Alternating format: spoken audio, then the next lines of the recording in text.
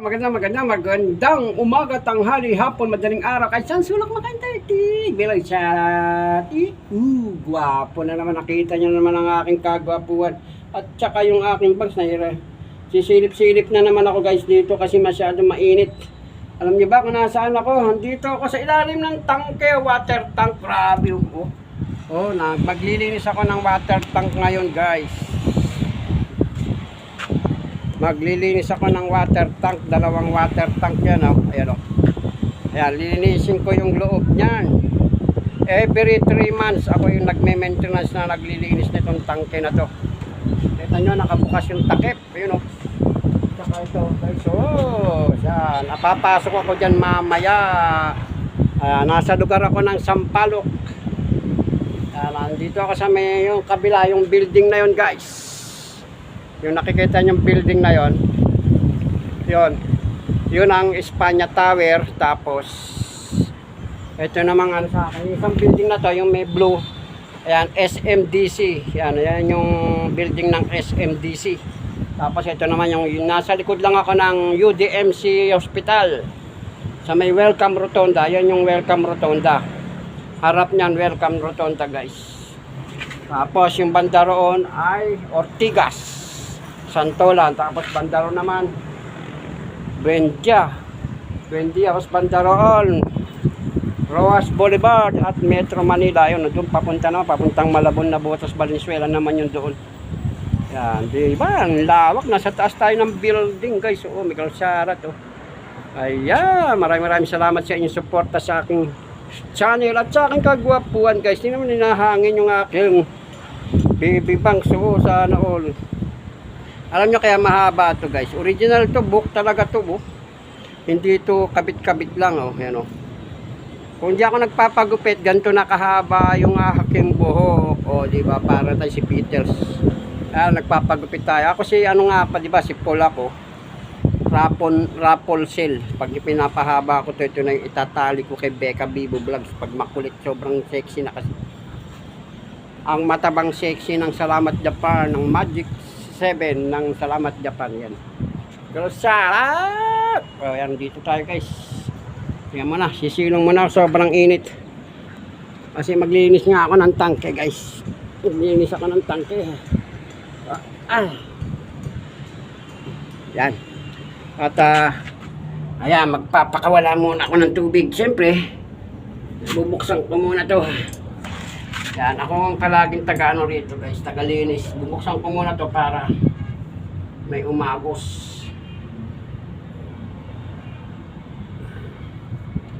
Yan, para kasi sobrang dumi na yung loob. Sobrang dumi na yung loob ng tangke guys. Siguro ano na to, mga kaya grabe yung dumi kasi umaabot na siya ng 5 months bago na linisan kasi nga busy yung mga admin. Ako rin busy kung saan din ako nakakapagtrabaho kasi ako lang naman talaga taga-ano rito. Hindi sila kumukuha ng ibang maglilinis. Ako pa rin.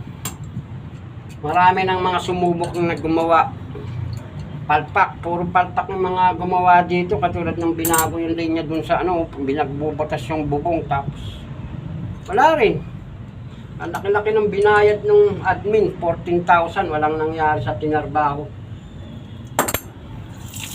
Kasi kung sino-sino na lang pinapagawa nila, yan ang lakas ng tubig guys. Yuhu! Diba? Unti-unti lang natin paagusin kasi ang dami pa hanggang dito pa halos kalahati pa yung tubig, hindi ako makasampa sa loob. Ayan, salamat sa lahat ng tumatangkilik sa aking pagmumuka, ang aking kagwapuhan. Salamat. Init, lipat ako dito sa kabilang side. Yan yung mga maling gawa. Ayan. Yung puting tubo na yung nasa bubong. Yan.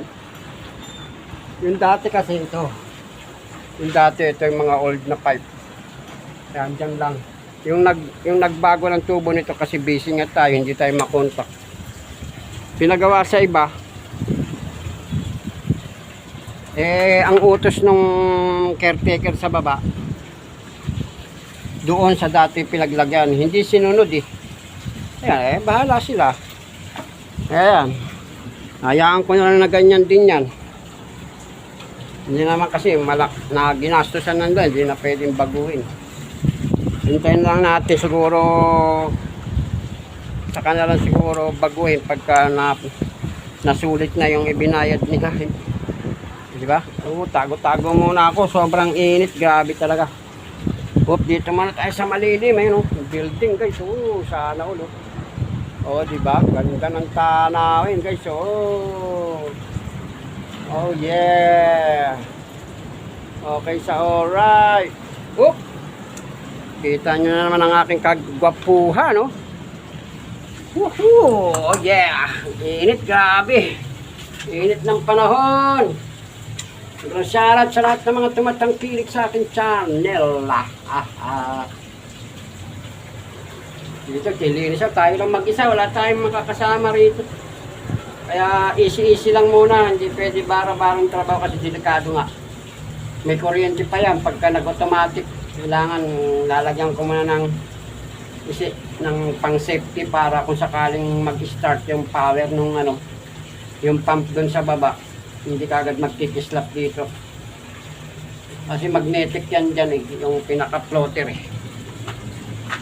Ayan, maraming salamat hanggang dito na lang ang aking video. Maraming salamat po sa inyong suporta.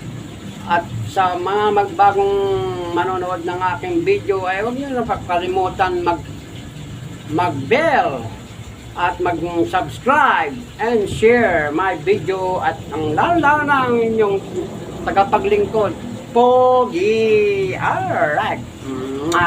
Bye-bye everyone. Lynn, love you.